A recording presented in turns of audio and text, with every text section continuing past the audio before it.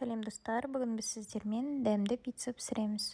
Ол үшін ыдысқа 1 стакан жылы су, 1 шай қасық тұз және 1 шай қасық аштыққа ұн саламыз және қамыр илейміз. Барлығын араластырған соң оның бетіне зәйтүн майын құямыз және қамырды илейміз. Бізде жұп-жұмсақ қамыр шығады. Илеп болған соң, оны көтерілу үшін жылы жерге қоямыз. Табаға май құйып қыздырамыз. Оның бетіне үккіштен өткізілген қызанақты саламыз. Қызанақ қабықсыз болу керек. Оның бетіне тұз, орегано, базилик салдым және қара бұрыш қосуға болады. Барлығын араластыра отырып, қызанақтың суын буландырамыз. Бұл біздің пиццаның соусы болады.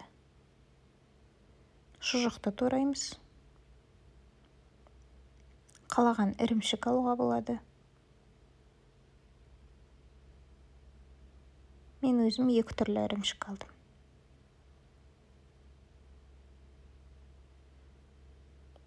Противенің бетін майлаймыз.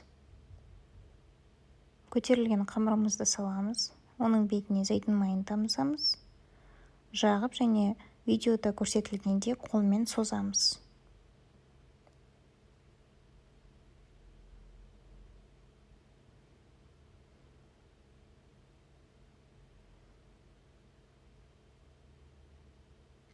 Енді осы пиццаның негізіне қызанақтан жасалған соусымызды қосамыз. Бұл біздің пиццаның ерекшелігі. Кетчуптың орнына қызанақты соусты қосу ерекше дәм береді. Оған шұжық және беткейін ірімшікпен себеміз. Қыздырылған пешке 20-25 минутқа жібереміз. Бізде осындай тәп-тәтті, сап-сары болып пицца пісті. Қарағаныңызға рахмет.